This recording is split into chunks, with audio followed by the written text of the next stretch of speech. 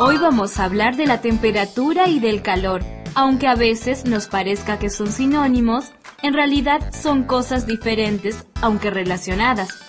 El calor es energía que se transmite de un cuerpo a otro, y al hacerlo, puede elevar o disminuir la temperatura de un cuerpo. Pensemos. Para ejemplificar esto, vamos a colocar algún ejemplo claro de la vida cotidiana. Por ejemplo, si tenemos una taza de café o de una bebida caliente, al introducir la cuchara de metal y dejarla un rato dentro de la taza con bebida caliente, sucederá lo siguiente.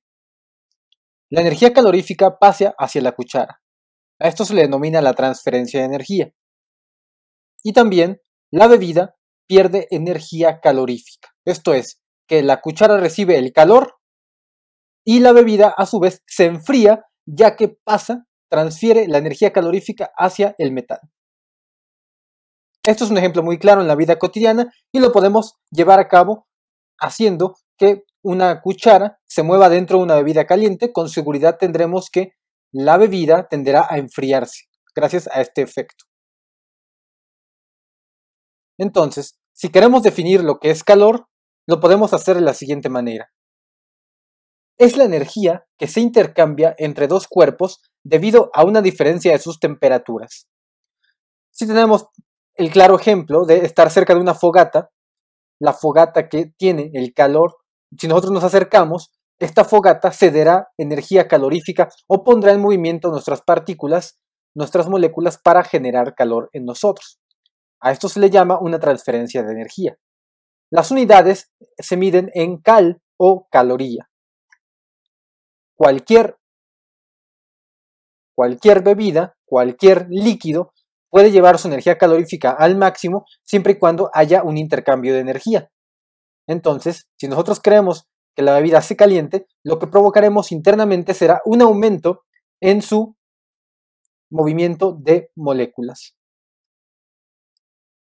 Ahora, ¿qué es temperatura? El concepto de temperatura es el siguiente. Un cuerpo tiene temperatura elevada o caliente cuanto mayor movimiento tienen sus moléculas. Y este cuerpo tenderá a temperatura baja cuando las moléculas tienen poco movimiento. De tal manera que si tiene calor un cuerpo es porque su energía tiene mucha actividad. En caso de que está frío, significa que el cuerpo no tiene tanta actividad. Por lo tanto, la temperatura nos quedaría definido como un estado de revelación o de agitación de las partículas que lo forman. Esto es que nosotros simplemente vamos a ver qué grado de agitación, si es mayor o si es poco, para definir si la temperatura es alta o baja. En el caso de que sea alta, será calorífico. En el caso de que sea baja, será a tendencia fría. Las unidades pueden ser en grados centígrados, grados Fahrenheit o grados Kelvin. La diferencia de calor ocurre por tres mecanismos principales: conducción, convección y radiación. La conducción es una forma de transmisión de calor que se da en sólidos, en los cuales la energía térmica en forma de energía cinética se propaga por vibración de partícula en partícula. Las moléculas que vibran le transfieren energía a otras con menor energía y vibración. Por ejemplo, si se acerca una cuchara metálica a la flama de una estufa, en breve tiempo toda ella se calentará, tanto que no será posible sostener. El metal de la cuchara conduce muy bien el calor, por lo que al recibir el líquido absorbe una parte importante del calor y lo conduce por toda su extensión. Esto impide que la temperatura en la pared interna del vaso suba tanto, reduciendo así las tensiones internas en el vidrio, por lo que el vaso no se estrella. Transferencia de calor por convección. Aquí, el gran movimiento de un fluido causa corrientes y remolinos que promueven la mezcla y distribución de la energía térmica. Por ejemplo, cuando sobre la flama de una estufa calentamos agua en un recipiente metálico, ésta empieza a calentarse desde la zona más próxima a la llama. En ese momento el agua se dilata, se vuelve menos densa y asciende a la parte superior, dejando su lugar al agua fría. De esta manera se forma una corriente en circulación en donde las masas calientes suben y las frías bajan. estableciéndose lo que se llama corriente de convección. En este caso, la transferencia de calor se produce por convección. Calor por radiación es en la que un cuerpo caliente emite energía que puede actuar sobre otro sistema a través de ondas electromagnéticas. El Sol y las demás estrellas emiten ondas electromagnéticas de diferente longitud de onda y frecuencia. Las que llegan a la superficie terrestre corresponden al infrarrojo, la luz visible y los rayos ultravioleta. Con la vista solo podemos percibir la luz. Sin embargo, también nos llega radiación infrarroja, que es del calor que sentimos, y cierta cantidad de luz ultravioleta, que es la responsable del bronceado de la piel. El filamento de un foco, la flama de una vela y las llamas de una hoguera emiten luz visible, por eso los utilizamos para ver, pero también emiten radiación infrarroja que nos calienta, aunque no la veamos. Si alguien aproxima las manos a una fogata, en un rato se calentarán por una transferencia de calor por radiación. Los calefactores eléctricos que usan una resistencia para calentar el ambiente transfieren calor por radiación. Nuestro cuerpo es homeotermo, pues tiene la capacidad de mantener su temperatura sin importar las variaciones de la temperatura ambiental. La temperatura es una magnitud física que nos permite saber qué tan caliente o frío está un cuerpo. Se mide con un termómetro y su unidad en el Sistema Internacional es el Kelvin, pero también se puede medir en grados Fahrenheit o en grados Celsius, conocidos como grados centígrados. En los seres humanos, la temperatura en condiciones normales va de los 36.5 a los 37.2 grados centígrados, y mantenerla dentro de estos valores es vital para nuestro organismo. La homeostasis es el conjunto de procesos que llevan a cabo los sistemas de nuestro cuerpo y que lo mantienen en equilibrio. Y en caso de una anomalía, se integran y coordinan respuestas fisiológicas para restaurar las condiciones basales óptimas. Funciona de la siguiente manera. Por todo nuestro cuerpo tenemos receptores sensoriales o sensores, es decir, unas células especializadas que monitorean de forma permanente una variable, como puede ser la temperatura o el pH. Cuando un estímulo provoca una alteración, a través del sistema nervioso, los sensores envían un mensaje al centro de control, es decir, el cerebro, el cual coordina e integra los mecanismos de respuesta y envía el mensaje al efector, es decir, al órgano que realiza la respuesta. Conforme se consolida la homeostasis, los sensores disminuyen la frecuencia de sus señales hacia el cerebro, y este envía mensajes que provocan que los efectores suspendan o aminoren su actividad. En el caso del control de la temperatura, los receptores térmicos son los que detectan las variaciones de calor y frío al interior y exterior del organismo. Existen receptores cutáneos que se ubican en la superficie de la piel y responden principalmente a las variaciones ambientales de temperatura. Y receptores centrales, que están al interior de diferentes órganos y en el sistema nervioso central, y se activan con las variaciones de temperatura en la sangre que los irriga. Ante las variaciones de temperatura, nuestro cuerpo muestra diversas reacciones fisiológicas y de conducta. Por ejemplo, ante la elevación de la temperatura, como reacciones fisiológicas, se dilatan los vasos sanguíneos, lo cual transmite el calor al exterior mediante radiación. Y también se produce sudor que al evaporarse enfría nuestro cuerpo. Y ante el descenso de temperatura, se genera calor a través de la contracción muscular intensa, comúnmente llamada escalofrío, así como a través de la piloerección o piel de gallina, pues el pelo erizado es un aislante térmico. Ahora bien, entre las reacciones de conducta, destaca el vestir con ropa delgada y holgada, o usar aire acondicionado cuando tenemos calor, y abrigarnos cuando sentimos frío. El flujo de sangre en el cuerpo o flujo sanguíneo también juega un papel importante en la termorregulación, ya que contribuye a que el calor corporal se pierda o se conserve. Por ejemplo, cuando hacemos ejercicio, nuestros vasos sanguíneos se dilatan. Nuestro flujo sanguíneo aumenta, después nuestra sangre pasa por músculos y aumenta su temperatura. De esta manera, el calor corporal vuelve a su nivel adecuado. La temperatura corporal es un indicador de la salud y su aumento o disminución revela la falta de autorregulación, por lo tanto la presencia de alguna alteración. La fiebre es una respuesta fisiológica que activa el sistema inmunitario y sus mecanismos de defensa ante organismos patógenos. Cuando la presentamos, nuestra temperatura corporal se eleva más allá de los 37.5 grados centígrados. La hipertermia o acumulación de calor en el organismo es el resultado de un golpe de calor, el cual se produce tras nuestra exposición prolongada a elevadas temperaturas ambientales.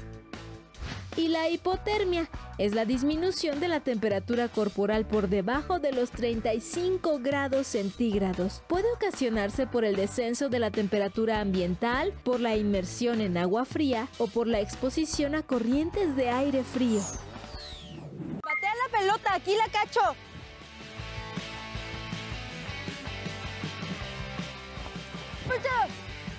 ¡Qué buenos reflejos tienen, ¿no crees? Pero ¿sabes por qué sus piernas, brazos y manos se movieron así para que pudiera cachar la pelota? ¿Conocen a las neuronas? ¿Saben cómo funcionan? Las neuronas forman parte del sistema nervioso. Tienen un cuerpo del que parten algunas prolongaciones ramificadas llamadas dendritas y una prolongación larga y gruesa llamada axón. Las dendritas captan estímulos y los transmiten en forma de señales eléctricas. A esto se le conoce como bioelectricidad. La neurona sensitiva capta el estímulo y lo envía a la neurona motora a través de la sinapsis. La conexión puede llevarse a cabo entre el axón de una neurona y la dendrita de una siguiente neurona, pero también entre el axón de una neurona y otro tipo de célula, la cual puede ser una célula muscular o una célula sensorial. Seguramente te preguntarás qué tiene que ver todo esto con el movimiento de las piernas y los brazos. Pues que la bioelectricidad es importante para muchas de las funciones neurológicas, entre ellas el movimiento de todo nuestro cuerpo. Veamos por qué nuestro cuerpo tiene bioelectricidad y qué podemos hacer para que su conducción sea la adecuada. El 70% del cuerpo humano está formado por agua y un 4% de sales minerales que están en disolución en los tejidos biológicos. El agua pura no es buena conductora de electricidad, pero los tejidos biológicos sí, pues tienen una disolución de sales minerales que los hace perfectos para la electrólisis, un proceso que consiste en la separación de los elementos de un compuesto por medio de la electricidad. Cuando las sales minerales se disuelven en agua, los iones quedan en libertad de movimiento. Los iones son partículas con carga eléctrica y la conducción se debe a su movilidad a través de la solución, la cual genera una corriente eléctrica. En nuestro cuerpo existen tejidos biológicos que son poco conductores, como los huesos y la grasa. Conductores medios, como los cartílagos, los tendones y la piel. Y buenos conductores, como los tejidos muscular, conjuntivo y nervioso, así como la sangre y la linfa. Los electrolitos son soluciones acuosas formadas por agua y sales, que conducen electricidad y que están presentes en los tejidos que son buenos conductores, así como en la sangre y en otros líquidos corporales que llevan carga eléctrica. Esto se debe a que las células requieren de un intercambio adecuado de electrolitos dentro y fuera de ellas. De una adecuada cantidad de electrolitos dependen propiedades como la acidez de la sangre y procesos como la actividad muscular. Ejemplos de electrolitos en nuestro cuerpo son el calcio, el magnesio, el potasio y el sodio, que cuando se disuelven en agua se separan en iones con carga positiva y en iones con carga negativa. El cuerpo puede experimentar un desequilibrio electrolítico por diferentes motivos, entre ellos pérdida de fluidos corporales por periodos prolongados con vómitos, diarrea, sudoración o fiebre alta, dieta inadecuada y falta de vitaminas de los alimentos, trastornos estomacales derivados de la ingesta de alimentos que no permiten que el cuerpo absorba adecuadamente los electrolitos, trastornos hormonales o endocrinos y enfermedades renales o administración de algunos medicamentos. La pérdida de electrolitos en el cuerpo puede ser un peligro para la salud e incluso ocasionar la muerte. Por ello, es necesario tomar precauciones que nos ayuden a mantenerlos en un nivel óptimo. Mediante un análisis de sangre, podemos identificar qué cantidad de electrolitos tenemos en el cuerpo. Si el análisis indica altos niveles de potasio, magnesio, sodio o calcio, debemos tener cuidado, dado que podemos experimentar espasmos musculares, debilidad o convulsiones. Por el contrario, si estos niveles son bajos, podemos experimentar latidos irregulares, confusión, cambios en la presión sanguínea, trastornos del sistema nervioso a largo plazo o afectaciones en la reserva de calcio de nuestros huesos. Por ello es importante mantener los niveles adecuados de electrolitos, ya sea con una dieta correcta o bien con la adecuada ingestión de agua. Cabe resaltar que las personas que realizan mucha actividad física o ejercicio intenso deben consumir mucha agua simple potable o bebidas que contengan electrolitos. Érase una vez un mundo en el que existían objetos muy complejos, cosas como gases, sólidos o imanes, sistemas formados por millones y millones de pequeños elementos, tantos que intentar predecir el comportamiento de todos ellos era una verdadera locura. Hasta que finalmente los físicos comprendieron que podían estudiar el sistema en sí mismo, como una entidad, y ver qué propiedades tiene a gran escala, sin atender a sus componentes más pequeños ni a las extrañas reglas que los rigen, inaugurando de este modo la termodinámica, cuyos 4 pilares son las leyes de la termodinámica. Cojamos dos sistemas termodinámicos, como estos dos globos llenos de gas. Si se nos ocurre unirlos por este conducto con una pared móvil, seguramente pasará algo así. Lo que acaba de ocurrir es equilibrio mecánico.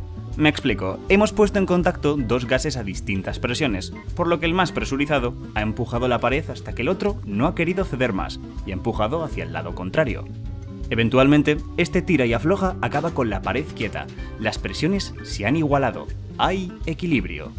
Pero, para mover el pistón es necesario realizar un trabajo mecánico, el gas tiene que poner energía para hacerlo.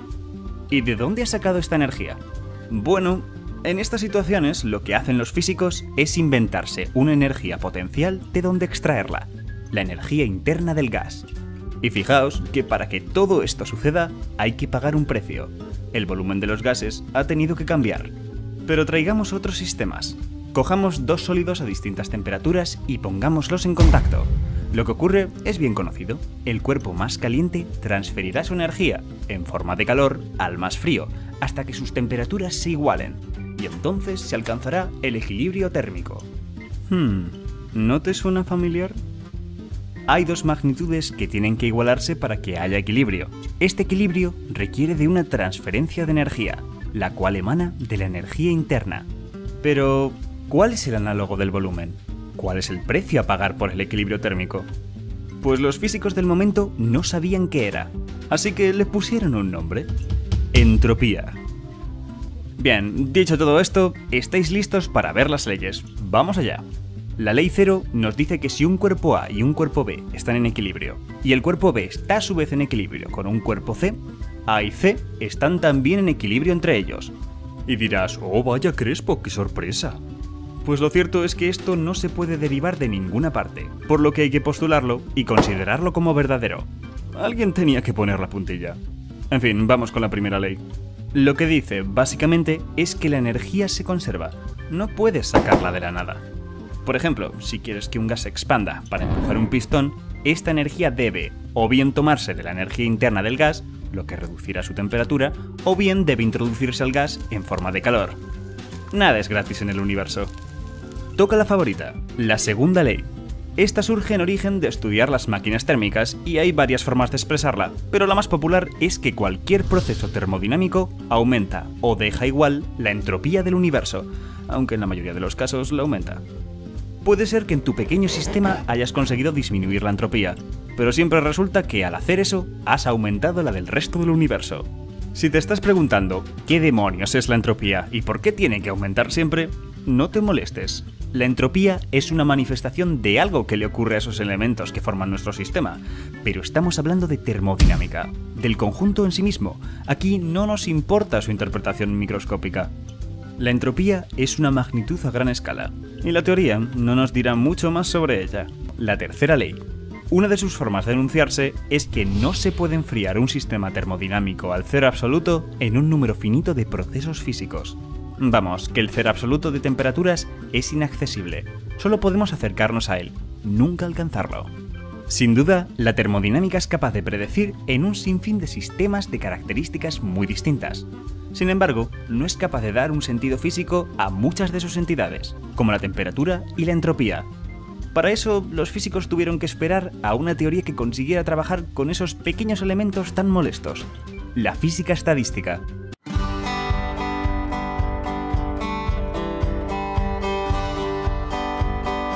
Por muchos siglos las personas han viajado por agua.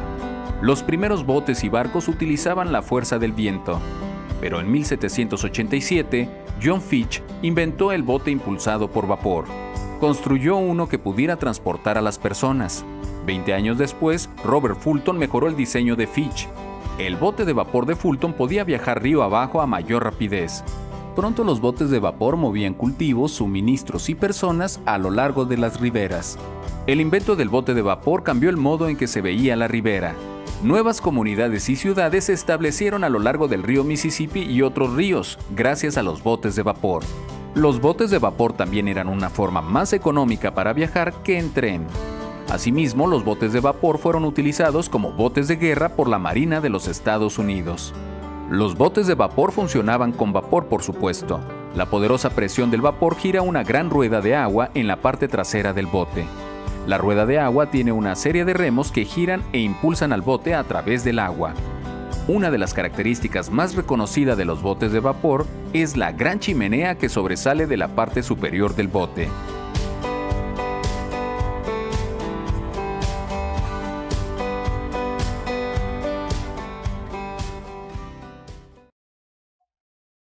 Ahora que hemos visto cómo funciona la máquina de vapor, vamos a echar a andar lo que hemos aprendido y vamos a realizar un pequeño barco de vapor en casa.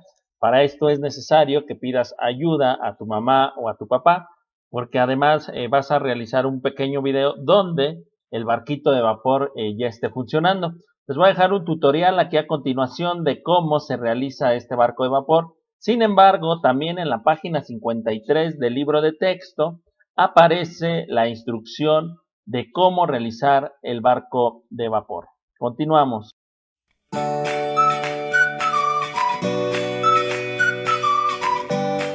Los materiales que se necesitan para hacer el barco a vapor son alicate, 3 popotes, un marcador, alambre, una vela pequeña, envase de cartón, lata de aluminio, pegamento, navaja o tijeras, pistola de silicón y una regla. Procedimiento. El primer paso a seguir es recortar la parte superior e inferior del envase del cartón como se señala, para después cortar de manera vertical y darle forma al casco del barco. Después dibujamos un plano recortable que mide 21 por 14 centímetros sobre el cartón. Las líneas punteadas indican un doblez, mientras que las rectas indican que se necesita cortar. Ya que trazamos el plano sobre el cartón, tenemos que doblar y cortar como se indicaba y pegar con silicón para darle forma al barco. Posteriormente hacemos un agujero de 1 centímetro en la parte inferior del barco. Tomamos la lata de aluminio y recortamos una franja de 5 centímetros aproximadamente de su ancho. Doblamos la lata a la mitad de su largo y consecuentemente trazamos 2 líneas de 1 centímetro de lado en cada borde y doblamos el aluminio siguiéndolas. Se abre el aluminio doblado y se introducen 2 popotes y se vuelven a cerrar las solapas realizadas anteriormente. Los dobleces que sobren deben ser adheridos para crear un sellado por los lados, pero libre por la parte superior e inferior. Sacamos los popotes e insertamos otros 2 que tengan codo. Esta parte le insertamos 2 centímetros a la pieza de aluminio y a continuación lo sellamos con silicón. Luego se pasa un alambre de lado a lado del cuerpo de la embarcación para que la posición de la pieza de aluminio con los popotes mantenga su posición. Finalmente se ensamblan todas las piezas como lo es la pieza de aluminio con el orificio que está en el barco y a continuación se llenan con agua los popotes de la parte inferior para después colocar la vela encendida debajo de la pieza de aluminio.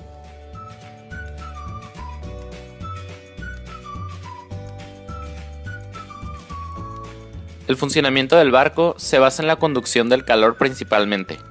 Al prender la vela que se encuentra en el barco, esta aumenta la temperatura de la pieza de aluminio que contiene una determinada cantidad de agua. Al elevar la temperatura de la pieza de aluminio, la temperatura del agua aumenta de igual manera. Finalmente, cuando la temperatura del agua supera su punto de ebullición, el espacio intermolecular del agua se expande, sus moléculas salen por el final de ambos popotes y esto ocasiona el movimiento del bote. Del mismo modo, cabe señalar que el barco a vapor encuentra su funcionamiento en base a distintas leyes de la termodinámica. Asimismo, la primera ley de la termodinámica también se halla presente, porque el bote se compone de sistemas aislados, los cuales están en contacto y hay entradas y salidas de energía, lo que permite obtener variables como la conservación de energía interna dentro del sistema, la cantidad de calor aportado al sistema y el trabajo aportado. La segunda ley de la termodinámica se encuentra presente en el funcionamiento del bote porque el mecanismo elaborado es capaz de convertir el calor en energía por medio de la caldera, es decir, la vela. Cabe mencionar que la forma de transferencia de calor que se puede observar en este prototipo es la convección, debido a que se caracteriza porque se produce por medio de un fluido y transporta el calor entre zonas con diferentes temperaturas. Se produce solo por los materiales y la evaporación de agua o fluidos.